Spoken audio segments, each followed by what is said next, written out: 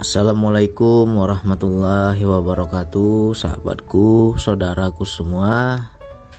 Semoga selalu sehat dan dalam kasih sayang Allah. Amin ya Allah. Jadi kali ini saya mau berbagi tentang Quran surat Ali Imran ayat 6. Di situ Allah menyebutkan, Allah berfirman bahwa Dialah yang membentuk kamu di dalam rahim menurut yang Dia kehendaki. Tidak ada Tuhan selain Dia yang Maha Perkasa, Maha Bijaksana.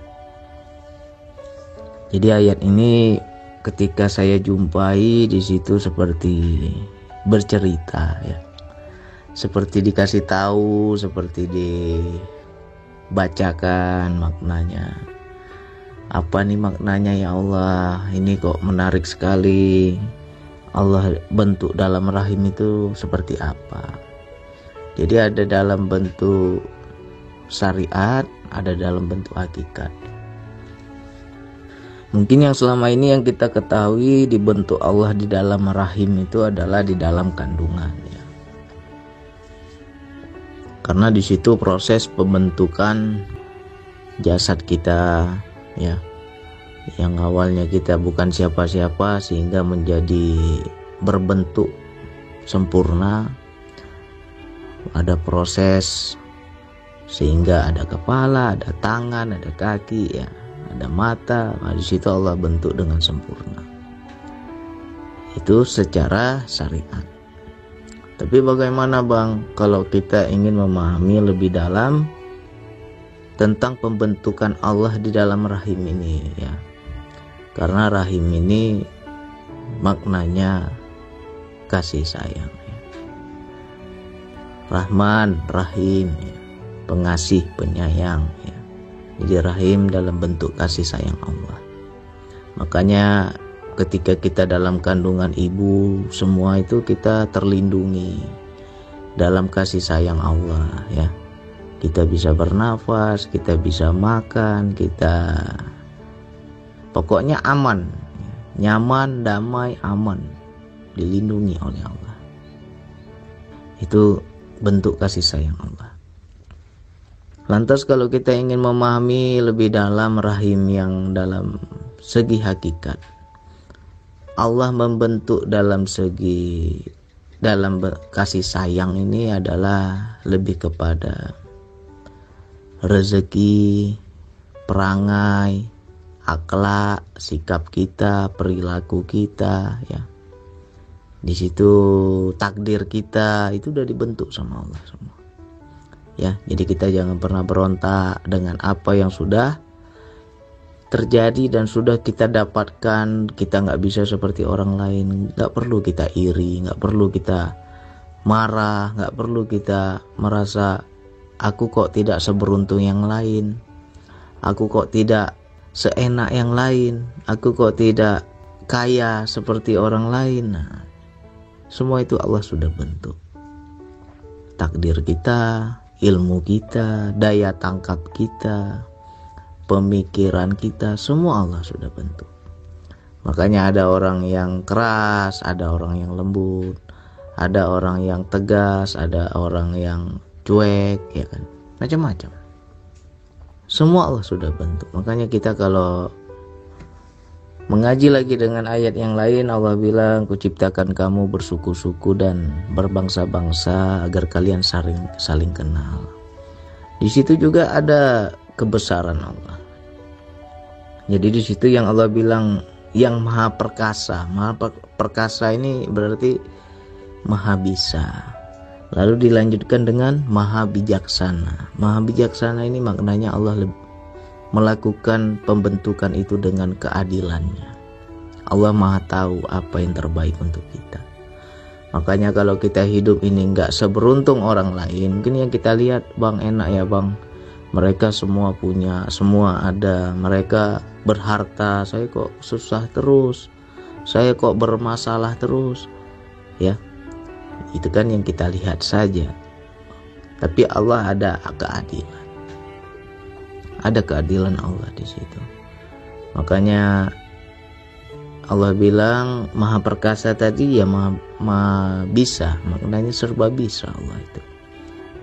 Diciptakan bersuku-suku, berbangsa-bangsa agar saling kenal. Ya kan beda-beda gitu. Karakter orang Jawa lain, karakter orang Sumatera lain, karakter orang Sulawesi lain. Ya, semua itu sudah macam-macam karakternya. Ada yang lembut, ada yang keras, ya kan. Nah, jadi kita harus bisa melihat itu adalah bentuk rahimnya Allah. Itu bentuk apanya Allah. Makanya jangan sampai kita jadi sukuisme ya. Jangan sampai kita kalau orang begini sifatnya begini, orang begini sifatnya begitu. Kita melihat sifatnya, kita melihat kejelekannya, tapi kita nggak pernah melihat bahwa di situ ada peran Allah di situ. Ya. Ada peran Allah. Itulah bentuk rahimnya Allah. Itulah bentuk kasih sayangnya Allah. Ada yang pintar, ada yang bodoh, ya. Ada yang cantik, ada yang jelek. Kenapa ya Bang? Dia diciptakan Allah dengan rupa yang cantik. Saya kok diciptakan Allah dengan rupa yang buruk, nggak cantik. Ya, jangan kita minder, ya. Makanya kita dalam hidup ini nggak boleh minder. Kalau kita minder, tak percaya diri, merasa kecil terus, merasa nggak layak terus, berarti kita nggak paham ini ayat ini. Berarti kita nggak paham, nggak bersyukur pada pembentukan Allah. Nggak ada Allah istilahnya menciptakan produk gagal, itu nggak ada. Dia maha perkasa. Jadi kalau memang kita anggap kita ini tidak seberuntung yang lain, di situ ada kebijaksanaan Allah. Di situ ada keadilannya Allah, ya. Jadi kita jangan melihat orang, jangan kita iri. Kalau seandainya orang lain enak terus hidupnya, berlimpah terus hartanya, tinggi terus derajatnya, kita kok nggak bisa. Di situ kadang kita menjadi iri, sakit hati, benci segala macam. Karena apa? Kita nggak bisa baca bahwa di situ bentuk kasih sayang Allah. Allah sudah bentuk di diri kita sejak kita diciptakan. Coba dipahami. Makanya kita juga sikap kepada anak ya juga. Kadang kan banyak tuh orang tua terkadang tidak menerima kekurangan anak, ya. Udah capek diajarin, tapi anak nggak mau juga, nggak sanggup juga menerima pelajaran, nggak bisa menangkap pelajaran yang kita berikan. Contohnya menghafal saja lah. Nah, lalu keluarlah kata-kata dari mulut kita, dasar anak bodoh, begitu aja nggak paham, begitu aja nggak ngerti, capek diajari nggak ngerti juga, terus kita bodoh-bodohi anak kita. Ketika kita berkata anak ini bodoh, sejatinya kita tidak mengakui bahwa Allah itu maha rahim, ya. Sama saja kita menghina Allah. Ketika kita menghina makhluk, itu sama saja kita menghina Allah. Ya, coba dikaji-kaji, diingat-ingat. Ada nggak kita tuh ngejek orang, menyepelekan orang, mengecilkan orang, menganggap enteng orang, ya? Kita bilang jelek lah, salah lah, inilah, itulah, kita sepele lah. Ketika kita menjelekkan si makhluk ini, sejatinya kita telah menjelekkan si penciptanya. Karena apa? Kita nggak paham bahwa sejatinya itu pembentukan Allah, ya. Makanya kalau kita betul kenal Allah, kita bisa mengetahui Allah. Dia maha perkasa akan sesuatu, dia maha bijaksana akan sesuatu. Gak berani kita menghinakan makhluknya, gak berani kita mengejek, mengecilkan, gak berani. Karena apa? Allah ini maha perkasa, maha bijaksana. Di sebalik itu mungkin ada yang namanya, istilahnya apa ya, kalau inilah berpasangan istilahnya, ada yin ada yang, ya kan, ada atas ada bawah, ada kiri ada kanan. Itu kalau digabungkan jadi sinergi. Jadi jangan sampai kita jadikan perbedaan, ya. Andai kata di dunia ini semuanya orang kaya, semuanya orang berharta, kepada siapa mereka mau bersedekah? Kepada siapa mereka ingin menderma? Nah, disitulah Allah membentuk, ada yang susah, membentuk ada yang miskin, membentuk ada yang kekurangan, biar kita saling sinergi, ya. Nah, begitu pula andai kata semua diciptakan Allah, orang miskin, orang melarat, orang nggak punya apa-apa, nggak ada satupun orang kaya di muka bumi ini. Siapa yang mau tolong kita? Siapa yang mau membantu kita? Ya. Jadi di situ banyak peran, ya. Allah Maha tahu.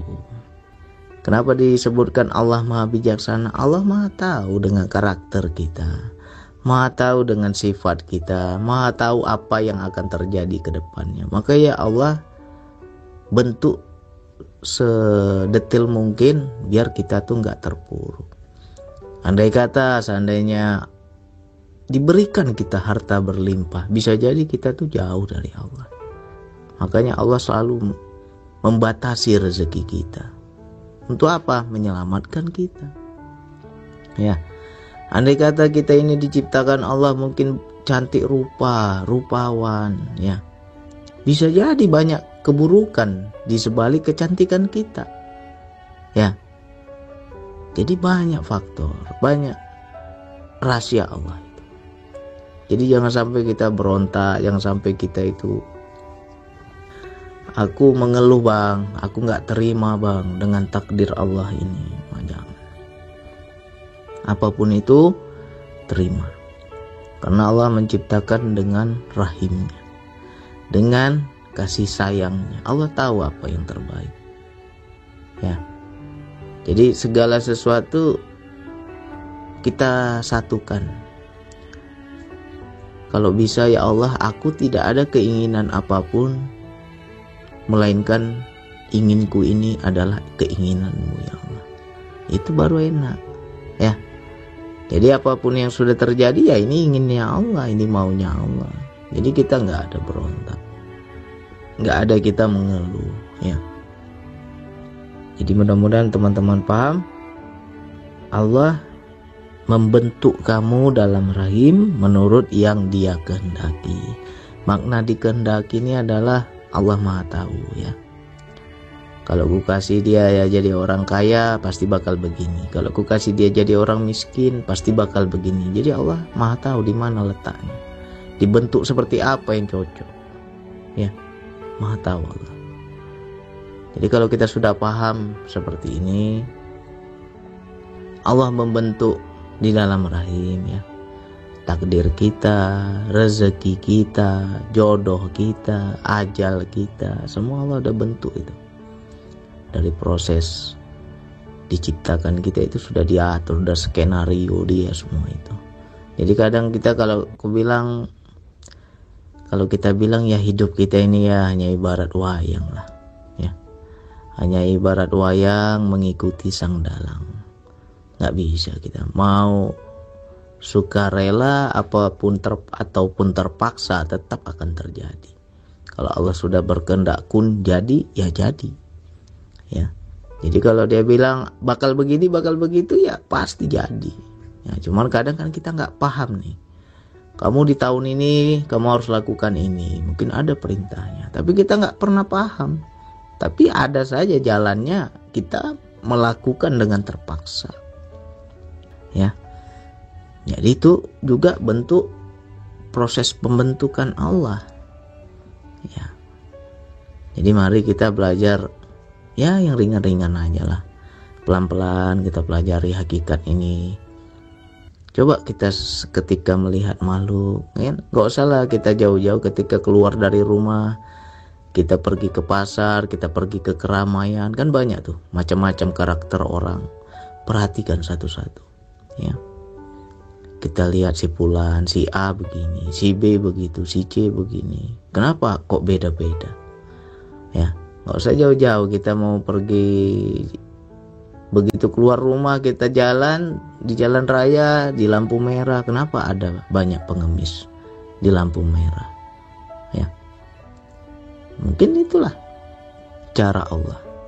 Terkadang banyak orang ketika dimintai oleh pengemis, di situ menjadi kesal, di situ menjadi marah, di situ menjadi nggak senang. Apa yang terungkap di hati kita ketika melihat pengemis? Pasti kita bilang dasar pemalas ini, kerjaannya minta-minta aja, tapi dia nggak pernah mau berusaha. Kenapa harus minta-minta? Itu kan secara syariat. Tapi kalau kita paham yang wilayah hakikat, kita akan mengerti. Mungkin itulah cara Allah. Ya. Seperti apa bang? Kenapa dibentuk ya menjadi pengemis? Ya bisa jadi. Selama ini kita itu jarang bersedekah. Dengan adanya pengemis itulah Allah mengingatkan kita. Ya. Jarang kita bersedekah. Begitu kita jalan, datang pengemis. Sebenarnya itu afalnya Allah. Diingatkan kita, kamu tuh nggak pernah bersedekah, nggak pernah berbuat baik, nggak pernah berbagi. Nah, nih ku kirimkan pengemis, mintalah kepada kamu, berikanlah hak pengemis ini. Nah, di situ kita disuruh berbuat baik sebenarnya, disuruh berbagi sebenarnya. Nah, cuman kebanyakan yang kita lihat masih makhluk, yang kita lihat masih pengemisnya, makanya di situ kita kesel. Kadang kita lagi makan, datang pengemis, datang pengamen, ya. Di situ belum selesai makan kita, tapi udah bertubi-tubi datang lagi, datang lagi, datang lagi. Ya itu kalau kita lihat makhluk pasti kesel. Aku mau makan nggak nikmat lagi makanku karena banyak kali pengemis datang ini mengganggu. Jadi terganggu kita. Tapi kalau memang betul kita melihat di situ ada afalnya Allah. Ini Allah yang suruh ini. Mengingatkanku untuk berbagi, mengingatkanku untuk bersedekah. Ya. Kalau kita tembus, kita bisa menyaksikan Allah di sebalik makhluk. Maka kita nggak ada yang namanya kesel, nggak ada yang namanya sakit hati, nggak ada yang namanya kita jadi ya memandang hina makhluknya, ya. Seharusnya kan kita bersyukur. Aku bersyukur hidupku layak, tidak seperti mereka. Aku bersyukur anak-anakku tidak seperti mereka. Ya. Seharusnya kalau kita betul bisa melihat diri kita dengan diri mereka, seharusnya kita bersyukur. Tapi kebanyakan kita tuh sombong kepada makhluk. Nah, ketika kita ada secuil sombong itu, tanpa sadar kita sudah menghina Allah, ya. Tanpa sadar kita sudah merendahkan Allah. Seolah-olah Allah itu membuat produk gagal, ya enggak? Padahal semua udah dia bentuk. Semua dia sudah mengatur dengan kebijaksanaan dan keadilannya. Ya. Jadi setelah udah paham yang saya uraikan ini, cobalah kita kepada sesama itu lebih banyak melihat Allah, ya. Melihat tetangga, lihat Allah. Melihat teman, lihat Allah. Melihat saudara, lihat Allah. Melihat tukang parkir, melihat Allah. Melihat pengemis, pengamen, melihat Allah. Bahkan orang yang berbeda dengan agama kita pun sejatinya juga sama-sama makhluk Allah. Jangan sampai kita baiknya hanya seagama kita aja, tapi dengan agama yang lain di situ kita nggak baik, ya. Di situ kita nggak bisa berbaur, kita nggak bisa berteman. Jangan sampai seperti itu, karena sejatinya kita ini dari Tuhan yang satu. Jadi lihat semua, mungkin kita berbeda dari segi agama, ya, tapi kita melihat dari persamaannya. Yang beda kan agama, tapi lihat persamaannya. Sama-sama kita ini makhluk Allah. Ngapain kita sikut-sikutan? Ya, sama-sama makhluk Allah. Sama-sama kita ini dari Tuhan yang satu. Ngapain kita sikut-sikutan? Jadi disitulah Allah itu menciptakan segala sesuatu, membentuk segala sesuatu dengan keadilannya. Ya.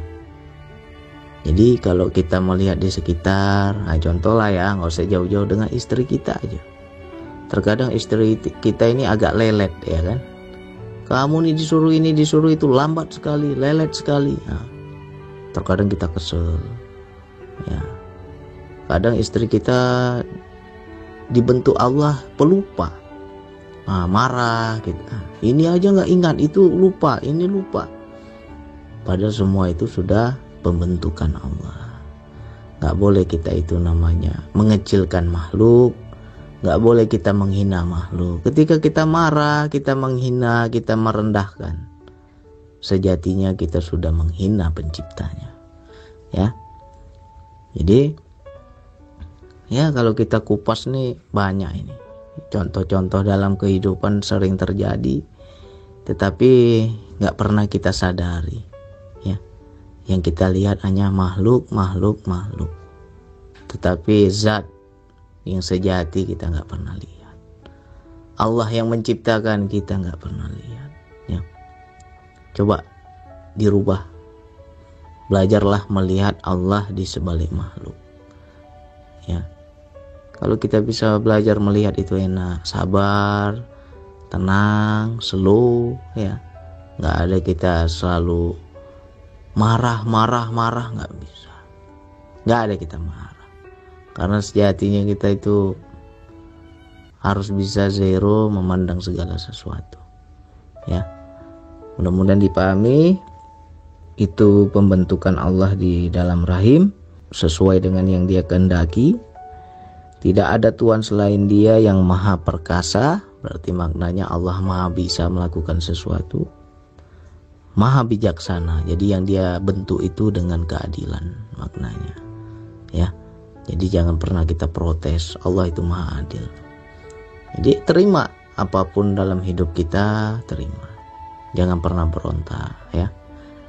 Semua itu sudah dibentuk oleh Allah. Oke, itu yang bisa saya sampaikan. Wassalamualaikum warahmatullahi wabarakatuh.